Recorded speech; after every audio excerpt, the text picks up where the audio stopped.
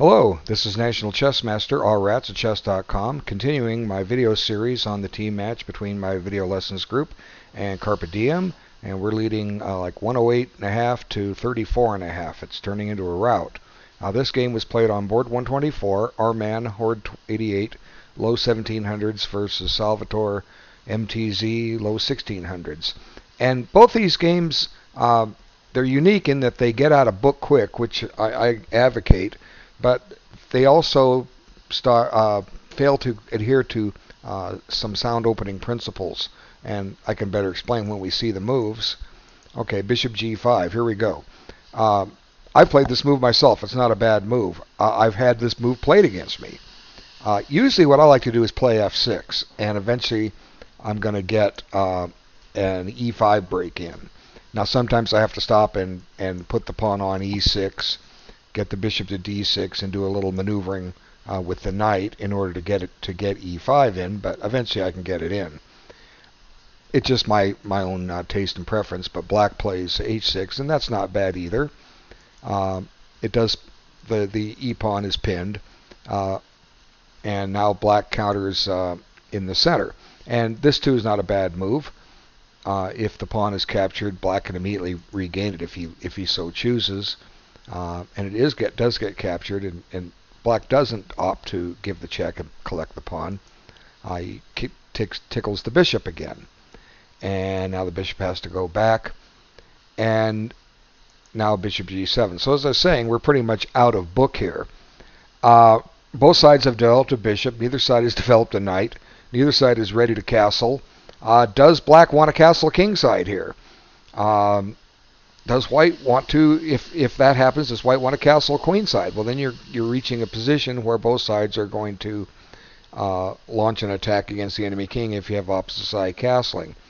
But development should come first and then get castled quickly. This needs to happen, and neither side is going to castle in this game. And I think that's probably where they where at least white went wrong, because white's going to make some mistakes here that black's going to capitalize on, and we will see. Okay, so for the moment, white has to deal with this threat on b2. Now, why is there a threat on this pawn? Well, it's because white had opted to bring the bishop out, and white gained tempos on it, and with this h6 and g5, and now the bishop's attacking it. It's that simple. So it pretty much forces this move. The alternative is to put the queen on c1. Then, ideally you want c3 for the knight. If you do it, you might see the knight get traded off. Now that might not be too bad for white, simply because black's going to be missing a dark squared bishop here. Now black gets some triple pawns, or white gets triple pawns. They're all going to be weak. But what the heck, sometimes you have to go for it. Try to get some kind of an imbalance going to where you can capitalize on the weak dark squares. White has a dark squared bishop, now black doesn't. Of course, there's no rule saying that black must take that knight. This does provide an immediate threat on the d5 square. If e6, black is shutting his bishop in. If knight f6, then they can both go about their business and developing. So knight c3 would have been an interesting move, and but he opts for c3. It's not that bad, but look at this king side. Nothing is moved, absolutely nothing, and we've played 6 moves. Every move white has made has been with a piece that started on the queen side. So white's going to have to get developed here. Okay, so black opts to put the knight on a6. He's planning to take this pawn at some point. Now notice white can't hold on to the pawn with b4. If b4, black just takes it because of the pin. The pawn on c3 is pinned, and then on queen a4 check, the knight just hops back to c6, and black is doing very well. Now, so white finds a very interesting move, and I'm not sure if both sides played this correctly coming up. What should white do here? Or I'm sorry, what should black do here? His pawn's under attack. So it is a gambit in a way. White is a pawn ahead, but black just hasn't collected it. Well, black decides to take it, and probably that's the correct choice, but I think white missed the boat here. I think what white needs to do is take castling privileges away from black right away, and then go about his business trying to collect this pawn. And here's a possible move, even though it gives up the bishop pair. Take this knight off, and then let's see. Do you want to try to win this pawn back now, or do you want to try to get castled? Let's see. How about if we put... Let's not worry about this pawn right now. Let's get castled. Well, black needs some development. Okay, let's defend the pawn. And let's defend the pawn again. Okay, so here comes a check. And now the king has to find a square to go to. Let's put him on c8. And now let's develop this knight. Now we're eyeballing the c4 square to post that knight up on. And black still hasn't, or white still has, black still hasn't collected this c5 pawn back. Black has a 5-3 majority on the king side. White has a 4-2 majority on the queen side. There's lots of double pawns on the board. But the one thing that by going into this line is that both sides are developing their pieces. And that's paramount. You know, without development, what are you going to do?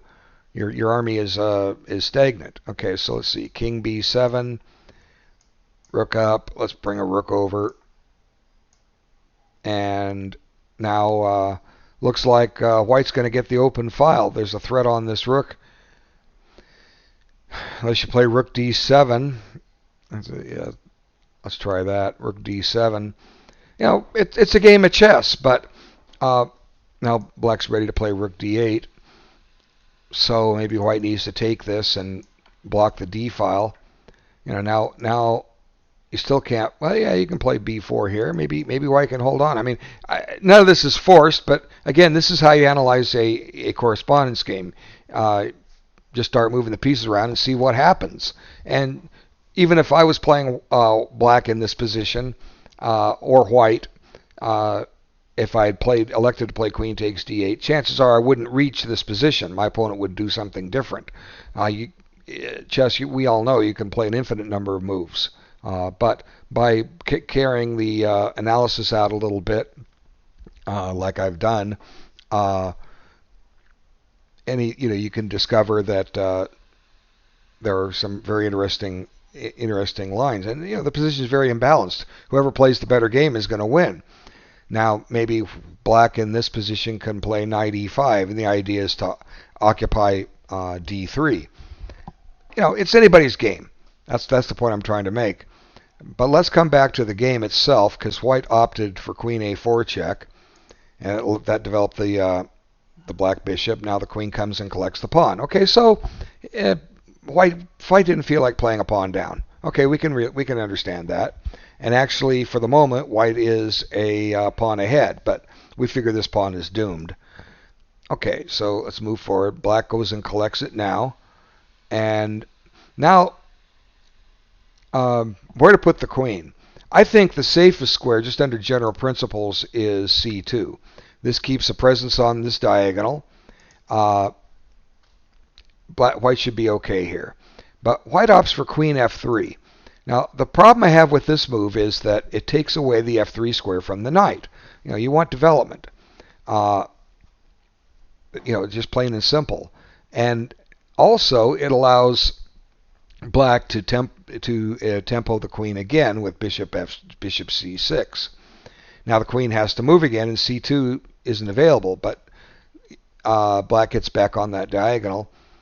And now, since black's gained more or less a tempo, he now has control over e4, and white's not in any position to counter it. Had the queen been on c2, here, let's just show you. Had the queen been on c2, and white opted to oppose the e4 square. White could play knight d2 and take the square away. Okay, now, yeah, well, black can throw another piece at e4, but we're just analyzing. Bring the rook to d1. That way, if anything hops in on e4, there's going to be discovery on the queen. It's anybody's game. Now, notice even in this line, White's having trouble getting his king side developed. Maybe it comes back to one of those positions where maybe White wants to castle queen side. It might not be a bad move here. Just castle, boom, and figure on getting these pieces out soon enough. Maybe play for h4, trying to blast open some lines on the king side. So, I think White's been misplaying his queen and went a little too far back, letting Black improve his position. So he didn't play queen c2, played queen f3, and then came bishop c6. Now the queen went to f5, back on that diagonal, but in the wrong place. Now this knight comes into play. Yet, at the same time, even though both sides are moving their pieces around a little bit, neither one is close to castling. And as I said earlier, neither side is going to castle. Well, White develops his bishop and gets closer to castling. But here comes this move. And now Black has some split pawns. The light-squared bishops are off the board, and the black queen is under fire again. So White just has had enough of this and opts to remove that knight rather than have to move the queen again. And now White's actually got the better pawn structure here. He's got 3 pawn islands and only 1 pawn is moved. Black has 3 pawn islands, and his kingside pawns are a little weak. But here, I'm thinking that what White should have done is played knight e2. What happens is after knight f3, there comes this very annoying check, and White has to give up castling privileges.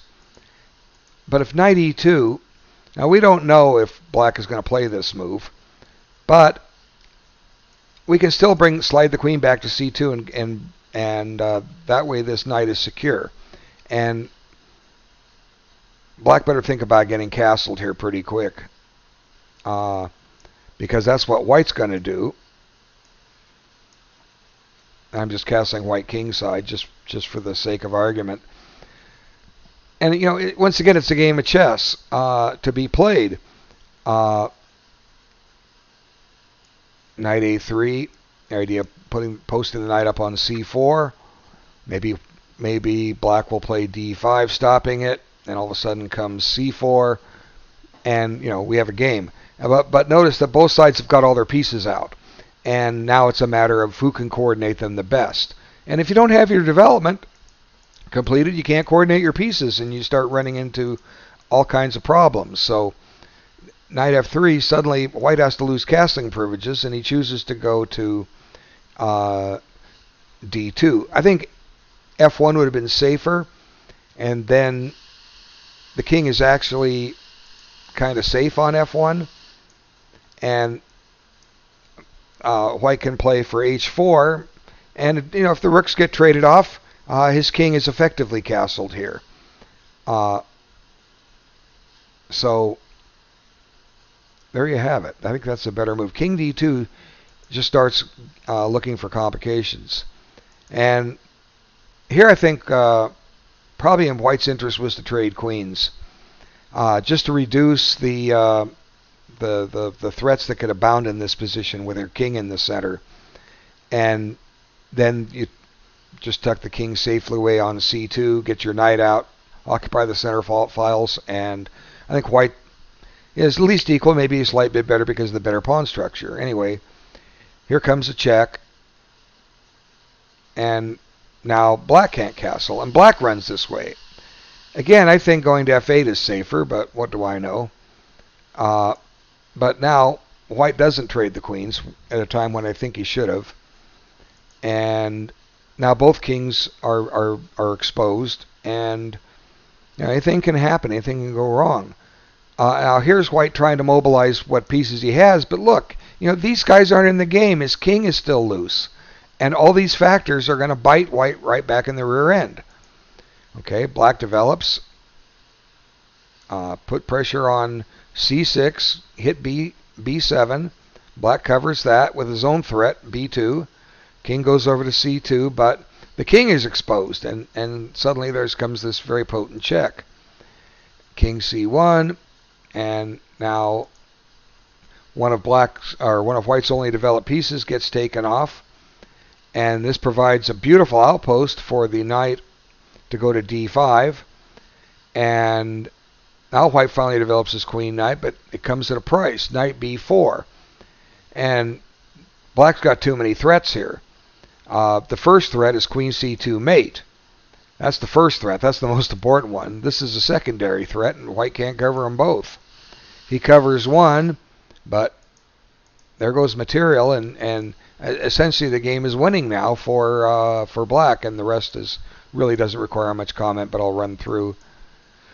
There's a pin. Ouch. Now f5 just wins the piece outright. Black chooses an effective way, but probably the wrong way. That lets the knight escape with a check. But black is in control here, just dominating the 7th rank. And now there's a new pin to worry about. And now black just gives back material. He's up in exchange, but by sacrificing it back, black has a winning position here. It's a forced mate, no matter where the king goes, and there it ends in checkmate. So, I think white should have traded queens when he had his chance. He didn't, and I think both kings, when they got checked, should have ran to their king bishop 1 squares, f1, f8. Anyway, good game. Let's load up the other one. And again, this is one of those that gets out of the book really quick. Wait, flip the board. Okay. I don't know if white's playing this King's Indian attack that I've been playing, but this is a unique move. Certainly gets it out of book. The idea is to put the bishop on c6 and have pressure down here. Well, this can be done by a fianchetto, and then the bishop doesn't get in this knight's way. Okay, see this knight? That would, I think, in my opinion, would have been a better way to do it. And once again, black is unable to castle, and it's going to be his fault. So now white immediately challenged the bishop, and white doesn't care about capturing that bishop on c6. It's not really a good bishop. He's hemmed it in behind his pawns. And now knight c3. Now all black has to do here is castle, and the game is about even. But he doesn't do it. If he castled, he's theoretically okay. This bishop is a little bit of a problem piece because he might end up with double pawns if he ever moves it. But who's to blame for putting it on c6? It belonged on b7. But here, black opts to trade off his better bishop, and now his knight needs to get out of dodge, and it was under attack. Okay, so what's happening here? Black has pressure on a pawn, but white ignores it. White goes and attacks his own pawn and breaks the position open. Now, there's 3 pawns on this file, but watch how quick this file opens up. And whose fault is it? Well, it's black's. Okay? Black captured on e5. That was the one pawn white needed to get cleared that he couldn't do himself. There goes one pawn. Now look, the file opened just like that. Just like that. Now who's the fault here? Who's to blame here? Well, black is. Now he's pinned. And now he's going to lose a piece. So by not castling, black just opened up the position, got himself pinned, and achieved a losing game. Now comes just a simple combination. Now white has 2 pieces for the rook, but he's going to inflict some damage here. Bringing this king out is probably close to tantamount to resigning. I think white has so many good moves at his disposal. Bishop h6 threatening a rook check. it's just tough here. So Black tries to avoid some of the problems, and White looks and says, gee, I've got 2 pieces for the rook. I'm winning this. Or actually, no, he's 2 pieces ahead. I'm wrong. He's 2 pieces ahead. I'm winning. I'll just liquidate. And now the board's open for the bishops, and it wouldn't surprise me if there wasn't a mate in here somewhere. But it doesn't matter. White's up the world here, and Black's in trouble. Notice the king can't get back over this direction, so White just checks him out of there. Picks up another pawn, and really it's just utterly hopeless. Now 2 bishops are killer against a rook on their own, but White is also blessed with an extra rook. So a little trick, but no problem, no worry. Black can get out of it, or White can get out of it. Uh-oh, there goes his rook.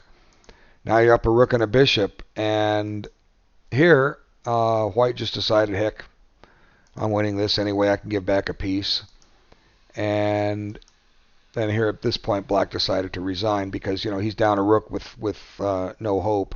White will win this game shortly. So, the lesson here was... in both games was, you got to get your king castled. White castled on move 4. Black had an opportunity to castle on move 7 and instead opened up the position and lost a piece. Basically means he didn't analyze the position. He could have seen that. All right, thanks so much for your time. Take care.